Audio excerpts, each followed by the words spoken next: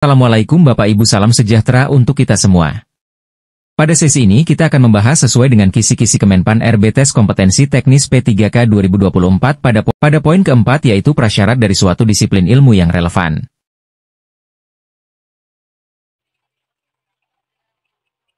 Insya Allah soalnya akurat dan sesuai dengan juknis. Kita sama-sama berdoa agar Bapak Ibu yang mampir ke channel ini lulus tes P3K tahun 2024 100%, amin ya rabbal alamin. Sebelum lanjut ke materi, kami mohon dukungannya dengan cara tekan tombol like dan subscribe, dan jangan lupa kasih masukan dan saran di kolom komentar. Terima kasih. Baiklah, kita akan coba menjelaskan rangkuman materi tentang sesuai dengan kisi-kisi tes kompetensi dasar guru P3K tahun 2024, yaitu kisi nomor 4, prasyarat dari suatu disiplin ilmu yang relevan. 1. Pengertiannya di sini adalah prasyarat adalah konsep atau keterampilan dasar yang harus dikuasai siswa sebelum mempelajari materi baru. 2. Tujuannya di sini memastikan kesiapan siswa, kelancaran pembelajaran, dan pemahaman materi secara menyeluruh. 3. Evaluasi prasyarat. Guru mengidentifikasi pengetahuan dasar yang relevan, misalnya pemahaman limit sebelum belajar turunan. 4. Strategi pembelajaran. Poin pertamanya di sini menilai kesiapan siswa melalui pretest atau diskusi. Kedua, menyediakan media inovatif seperti simulasi atau video untuk memperkuat prasyarat. Lanjut, yang terakhirnya, menghubungkan materi baru dengan pengetahuan dasar siswa. Prasyarat membantu menciptakan pembelajaran yang efektif dan terarah. Berikut adalah 10 contoh soal kompetensi teknis untuk tes P3K guru dengan materi prasyarat dari suatu disiplin ilmu yang relevan. Soal nomor 1. Seorang guru matematika ingin merancang pembelajaran untuk materi turunan fungsi. Manakah dari prasyarat berikut yang harus dievaluasi terlebih dahulu untuk memastikan siswa siap memahami materi tersebut? A. Pemahaman tentang persamaan linear. B. Kemampuan menghitung limit fungsi. C. Keterampilan menggambar grafik fungsi kuadrat. D. Pengetahuan tentang bilangan prima. E. Konsep dasar trigonometri. Jawabannya adalah B. Kemampuan menghitung limit fungsi.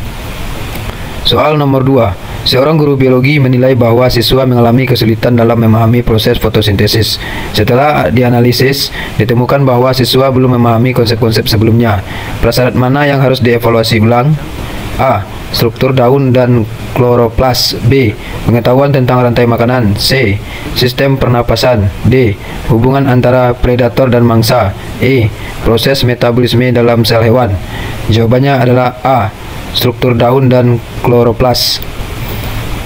Lanjut, soal nomor 3. Guru IPS sedang mengevaluasi kesiapan siswa untuk belajar materi revolusi industri. Prasyarat manakah yang paling relevan untuk dievaluasi? A. Pemahaman tentang kerajaan Hindu-Buddha di Indonesia. B. Pengetahuan tentang perdagangan rempah-rempah. C. Penguasaan konsep perubahan sosial. D. Pemahaman dasar tentang globalisasi. E. Pengetahuan tentang teori evolusi. Jawabannya adalah C. Penguasaan konsep perubahan sosial. Soal nomor 4. Dalam pelajaran bahasa Indonesia, siswa diminta untuk menganalisis teks pidato. Sebelum pembelajaran dimulai, guru harus mengevaluasi: A. Kemampuan membaca cepat siswa. B. Penguasaan siswa terhadap struktur teks eksposisi. C. Pemahaman siswa tentang majas dalam puisi. D. Kemampuan siswa memahami struktur argumen. E. Penguasaan siswa dalam membuat karya tulis ilmiah. Jawabannya adalah D. Kemampuan siswa memahami struktur argumen. Soal nomor 5. Seorang guru fisika ingin merancang modul pembelajaran tentang hukum Newton. Apa langkah terbaik untuk menciptakan materi yang relevan dengan kebutuhan siswa? A. Menambahkan latihan soal berbasis eksperimen. B. Menyusun rangkuman konsep dasar gaya dan percepatan. C. Membuat video animasi terkait penerapan hukum Newton. D. Menyusun materi tanpa menilai pemahaman siswa sebelumnya. E. Menggunakan soal ujian nasional sebagai acuan. Jawabannya adalah C.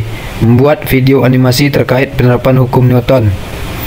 Soal nomor 6. Anda adalah seorang guru kimia yang akan menyusun modul tentang reaksi redoks. Langkah kreatif apa yang dapat dilakukan untuk memastikan materi ini sesuai dengan kebutuhan siswa? A. Menyusun daftar istilah yang sering muncul dalam reaksi kimia. B. Merancang simulasi interaktif tentang reaksi redoks. C. Membuat soal evaluasi tingkat dasar. D. Menyusun tabel perbandingan larutan asam dan basa. E. Menggunakan buku referensi dari penerbit tertentu. Jawabannya adalah B. Merancang simulasi interaktif tentang reaksi redoks. Jawabannya adalah B. Merancang simulasi interaktif tentang reaksi redoks. Soal nomor 7. Seorang guru sejarah ingin mengembangkan materi tentang Perang Dunia II dengan pendekatan interaktif. Langkah inovatif apa yang dapat dilakukan? A. Menyediakan ringkasan kejadian dalam bentuk teks naratif. B. Membuat peta interaktif tentang alur perang. C. Memberikan soal pilihan ganda tentang kronologi peristiwa. D. Menambahkan video dokumenter dari internet. E. Memberikan tugas membaca buku referensi terkait.